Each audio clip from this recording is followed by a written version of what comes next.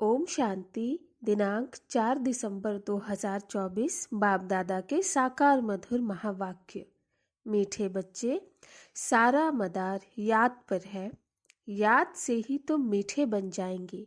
इस याद में ही माया की युद्ध चलती है। प्रश्न: इस ड्रामा में कौन सा राज बहुत विचार करने योग्य है जिसे तुम बच्चे ही जानते हो? उत्तर: तुम जानते हो कि ड्रामा में एक पार्ट 2 बार बज न सके। सारी दुनिया में जो भी पार्ट बजता है वह 1-2 से नया। तुम विचार करते हो कि सतयुग से लेकर अब तक कैसे दिन बदल जाते हैं। सारी एक्टिविटी बदल जाती है। आत्मा में 5000 वर्ष की एक्टिविटी का रिकॉर्ड भरा हुआ है जो कभी बदल नहीं सकता।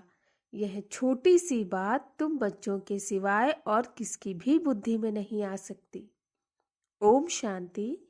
रूहानी बाप रूहानी बच्चों से पूछते हैं, मीठे मीठे बच्चे, तुम अपना भविष्य का पुरुषोत्तम मुख, पुरुषोत्तम चोला देखते हो?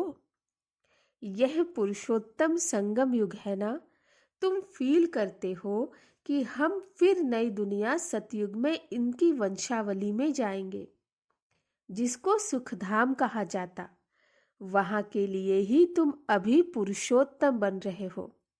बैठे बैठे यह विचार आना चाहिए। स्टूडेंट जब पढ़ते हैं तो उनकी बुद्धि में यह जरूर रहता, कल हम यह बनेंगे। वैसे तुम भी जब यहाँ बैठते हो तो भी जानते हो कि हम विष्णु की डिनास्टी में जाएंगे।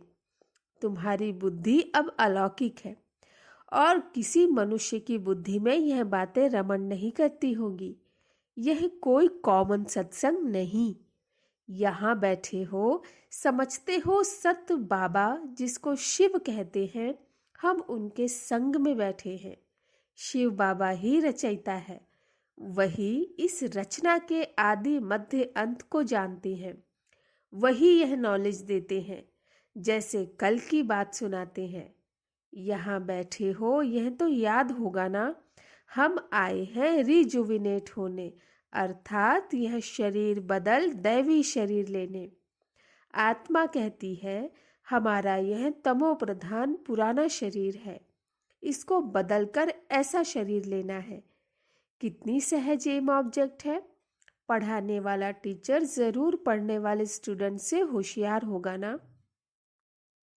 पढ़ाते हैं, अच्छे कर्म भी सिखलाते हैं।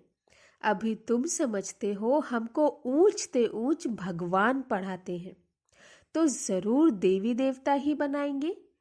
यह पढ़ाई है ही नई दुनिया के लिए, और किसको नई दुनिया का जरा भी पता नहीं। यह लक्ष्मी नारायण नई दुनिया के मालिक थे।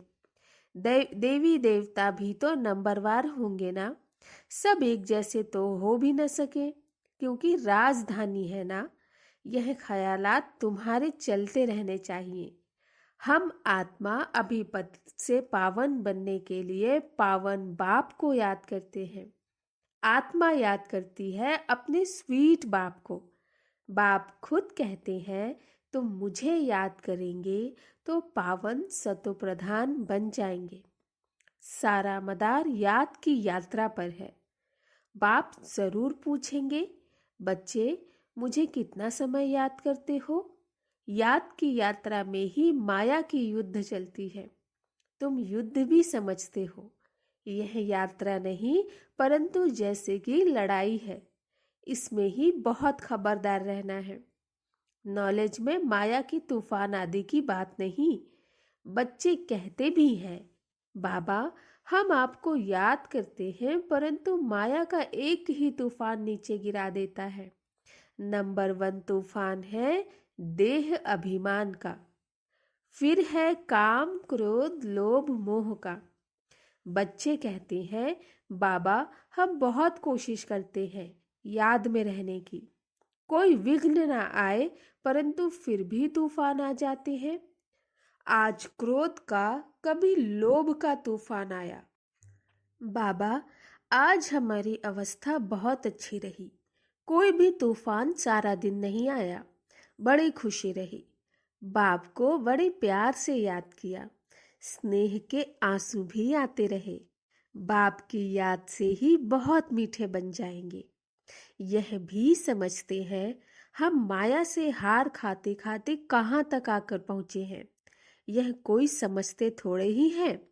मनुष्य तो लाखों वर्ष कह देते हैं या परंपरा कह देते।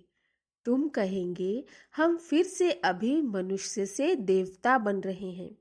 यह नॉलेज बाप ही आकर देते हैं।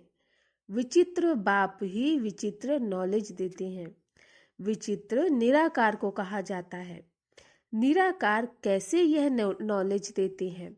बाप खुद समझाते हैं, मैं कैसे इस तन में आता हूँ। फिर भी मनुष्य मूंझते हैं, क्या एक इसी तन में आएगा?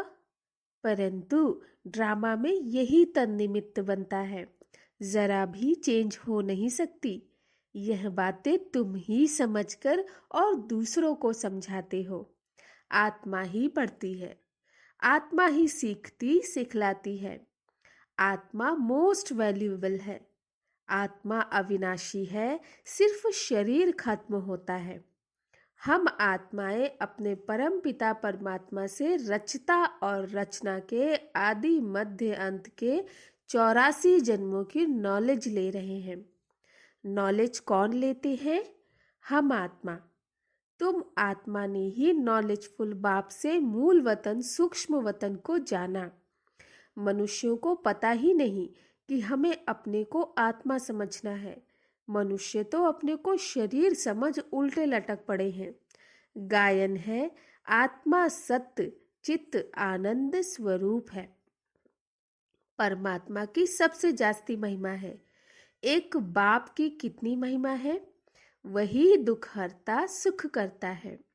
मच्छर आदि की तो इतनी महिमा नहीं करेंगे कि वह दुख हरता सुख करता ज्ञान का सागर है। नहीं, यह है बाप की महिमा। तुम बच्चे भी मास्टर दुख हरता सुख करता हो। तुम बच्चों को भी यह नॉलेज नहीं थी, जैसे बेबी बुद्धि थे। बच्चे में नॉलेज नहीं होती और कोई अवगुण भी नहीं होता, इसीलिए उसे महात्मा कहा जाता है, क्योंकि पवित्र है। जितना छोटा बच्चा उतना नंबर 1 फूल। बिल्कुल ही जैसे कर्मातीत अवस्था है। कर्म अकर्म विकर्म को कुछ भी जानते नहीं, इसीलिए वह फूल है। सबको कशिश करते हैं, जैसे एक बाप सभी को कशिश करते हैं। बाप आए ही हैं सभी को कशिश कर खुशबूदार फूल बनाने। कई तो कांटे के कांटे ही रह जाते। 5 विकारों के वशीभूत होने वाले को कांटा कहा जाता है। नंबर 1 कांटा है देह अभिमान का, जिससे और कांटों का जन्म होता है। कांटों का जंगल बहुत दुख देता है।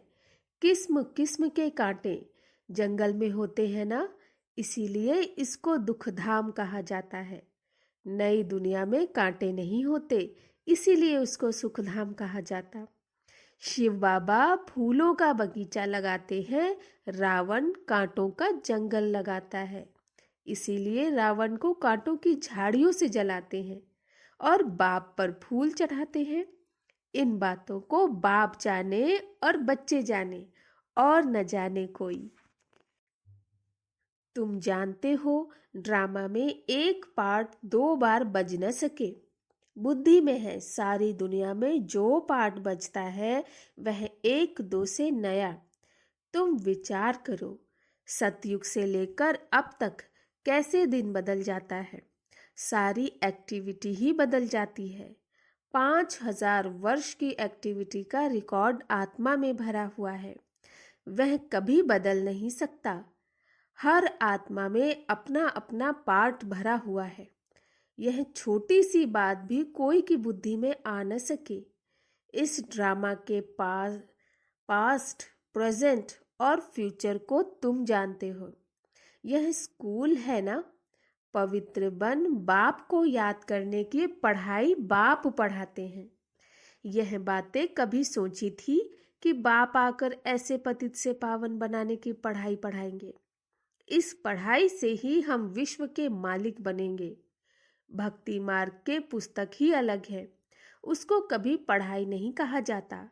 ज्ञान के बिना सद्गति हो भी कैसे? बाप बिना ज्ञान कहाँ से आए जिससे सद्गति हो? सद्गति में जब तुम होंगे तब भक्ति करेंगे? नहीं, वहां है ही अपार सुख। फिर भक्ति किस लिए करें? यह ज्ञान अभी ही तुम्हें मिलता है। सारा ज्ञान आत्मा में रहता है। आत्मा का कोई धर्म नहीं होता। आत्मा जब शरीर धारण करती है फिर कहते हैं फलाना इस धर्म का है। आत्मा का धर्म क्या है? एक तो आत्मा बिंदी मिसल है और शांत स्वरूप है, शांति धाम में रहती है। अभी बाप समझाते हैं सभी बच्चों का बाप पर हक है। बहुत बच्चे हैं जो और धर्मों में कन्वर्ट हो गए हैं, वह फिर निकलकर अपने असली धर्म में आ जाएंगे।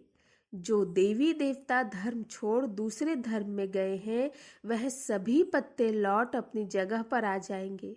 तुम्हें पहले पहले तो बाप का परिचय देना है। इन बातों में ही सब मूझे हुए हैं। तुम बच्चे समझते हो अभी हमें कौन पढ़ाते हैं? बेहद का बाप। श्री कृष्ण तो देहधारी हैं, इनको अर्थात ब्रह्मा बाबा को भी दादा कहेंगे।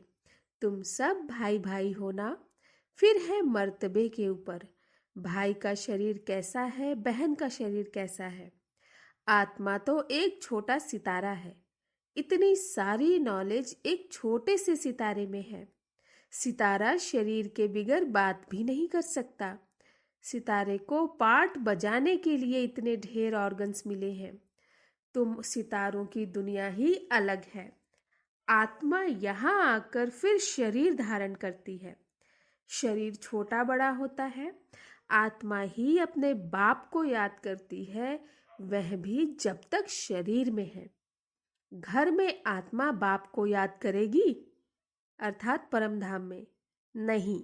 वहां कुछ भी मालूम नहीं पड़ता हम कहाँ हैं। आत्मा और परमात्मा दोनों जब शरीर में हैं तब आत्माओं और परमात्मा का मेला कहा जाता है। गायन भी है, आत्मा और परमात्मा अलग रहे बहुकाल। कितना समय अलग रहे? याद आता है कितना समय अलग रहे? सेकंड सेकंड पास होते 5000 वर्ष बीत गए।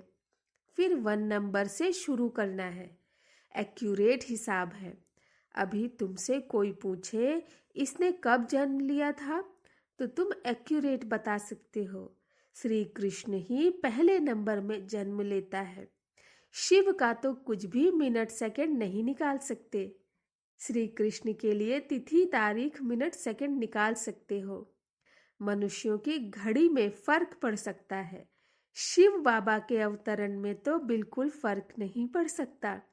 पता ही नहीं पड़ता कब आया। ऐसे भी नहीं साक्षात्कार हुआ तब आया, नहीं, अंदाज लगा सकते हैं। मिनट सेकंड का हिसाब नहीं बता सकते। उनका अवतरण भी अलौकिक है। वह आते ही हैं बेहद की रात के समय। बाकी और भी जो अवतरण आदि होते हैं उनका पता पड़ता है। आत्मा शरीर में प्रवेश करती है, छोटा चोला पहनती है, फिर धीरे धीरे बड़ा होता है। शरीर के साथ आत्मा बाहर आती है। इन सभी बातों को विचार सागर मंथन कर फिर औरों को समझाना होता है। कितने ढेर मनुष्य हैं, एक न मिले दूसरे से। कितना बड़ा मांडवा है, जैसे बड़ा हॉल है जिसमें बेहद का नाटक चलता है। तुम बच्चे यहाँ आते हो नर से नारायण बनने के लिए। बाप जो नई सृष्टि रचते हैं उसमें ऊंच पद लेने के लिए। बाकी यह जो पुरानी दुनिया है वह तो विनाश होनी है। बाबा द्वारा नई दुनिया की स्थापना हो रही है। बाबा को फिर पालना भी करनी है। जरूर जब यह शरीर छोड़ें तब फिर सतयुग में नया शरीर लेकर पालना करें। उनसे पहले इस पुरानी दुनिया का विनाश भी होना है। भंभोर को आग लगेगी, पीछे यह भारत ही रहेगा, बाकी तो खलास हो जाएंगे। भारत में भी थोड़े बचेंगे। तुम अब मेहनत कर रहे हो कि विनाश के बाद फिर सजाएं ना खाएं। अगर विकर्म विनाश नहीं होंगे तो सजाएं भी खाएंगे और पद भी नहीं मिलेगा। तुमसे जब कोई पूछते हैं तुम किसके पास जाते हो, तो बोलो शिव बाबा के पास, जो ब्रह्मा के तन में आया हुआ है। यह ब्रह्मा कोई शिव नहीं है। जितना बाप को जानेंगे तो बाप के साथ प्यार भी रहेगा। बाबा कहते हैं, बच्चे तुम और कोई को प्यार नहीं करो और संग प्यार तोड़ एक संग जोड़ो। जैसे आशिक माशूक होते हैं ना, यह भी ऐसे हैं। 108 सच्चे आशिक बनते हैं, उनमें भी 8 सच्चे सच्चे बनते हैं। 8 की भी माला होती है ना, 9 रत्न गाए हुए हैं, 8 दाने 9वां बाबा। मुख्य है 8 देवताएं, फिर 16,108 शहजादे शहजादियों का कुटुंब बनता है त्रेता अंत तक। बाबा तो हथेली पर बहिष्ट दिखलाते हैं। तुम बच्चों को नशा है कि हम तो सृष्टि के मालिक बनते हैं, बाबा से ऐसा सौदा करना है। कहते हैं कोई विरला व्यापारी यह सौदा करे, ऐसे कोई व्यापारी थोड़े ही है। तो बच्चे ऐसे उमंग में रहो, हम जाते हैं बाबा के पास। ऊपर वाला बाबा, दुनिया को मालूम नहीं है, वो कहेंगे कि वह तो अंत में आता है। अब वही कलयुग का अंत है, वही गीता महाभारत का समय है, वही यादव जो मूसल निकाल रहे हैं, वही कौरवों का राज्य और वही तुम पांडव पर खड़े हो। तुम बच्चे अभी घर बैठे अपनी कमाई कर रहे हो। भगवान घर बैठे आया हुआ है, इसीलिए बाबा कहते हैं कि अपनी कमाई कर लो। यही हीरे जैसा जन्म अमोलक गाया हुआ है। जब अब इसको कौड़ी बदले खोना नहीं। अब तुम इस सारी दुनिया को राम राज्य बनाते हो। तुमको शिव से शक्ति मिल रही है। बाकी आजकल कईयों की अकाले मृत्यु भी हो जाती है। बाबा बुद्धि का ताला खोलता है और माया बुद्धि का ताला बंद कर देती है। अब तुम माताओं को ही ज्ञान का कलश मिला हुआ है।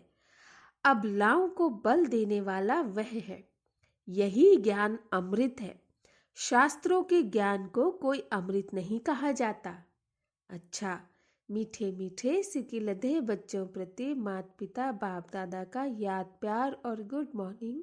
रूहानी बाप की रूहानी बच्चों को नमस्ते। हम रूहानी बच्चों की रूहानी बाप दादा को नमस्ते नमस्ते नमस्ते। गुड मॉर्निंग बाबा। धारणा के लिए मुख्य सार। एक बाप की कशिश में रहकर खुशबूदार फूल बनना है। अपने स्वीट बाप को याद कर देह अभिमान के कांटे को जला देना है। दूसरा, इस हीरे तुल्य जन्म में अविनाशी कमाई जमा करनी है। कौड़ियों के बदले इसे गंवाना नहीं। एक बाप से सच्चा प्यार करना है, एक के संग में रहना है। वरदान, ब्राह्मण जीवन में सदा खुशी की खुराक खाने और खुशी बांटने वाले खुश नसीब भव। ब्राह्मण जीवन में सदा खुशी की खुराक खाने और खुशी बांटने वाले खुश नसीब भव। इस दुनिया में आप ब्राह्मणों जैसा खुश नसीब कोई हो नहीं सकता, क्योंकि इस जीवन में ही आप सबको बाप दादा का दिल तख्त मिलता है। सदा खुशी की खुराक खाते हो और खुशी बांटते हो। इस समय बेफिक्र बादशाह हो। ऐसी बेफिक्र जीवन सारे कल्प में और किसी भी युग में नहीं है। सतयुग में बेफिक्र होंगे, लेकिन वहां ज्ञान नहीं होगा। अभी आपको ज्ञान है, इसीलिए दिल से निकलता है, मेरे जैसा खुशनसीब कोई नहीं। स्लोगन, संगम युग के स्वराज्य अधिकारी ही भविष्य के विश्व राज्य अधिकारी बनते हैं। संगम युग के स्वराज्य अधिकारी ही भविष्य के विश्व राज्य अधिकारी बनते हैं। अच्छा, आज का स्लोगन, आज का स्वमान, मैं खुशनसीब आत्मा हूँ। अच्छा, ओम शांति।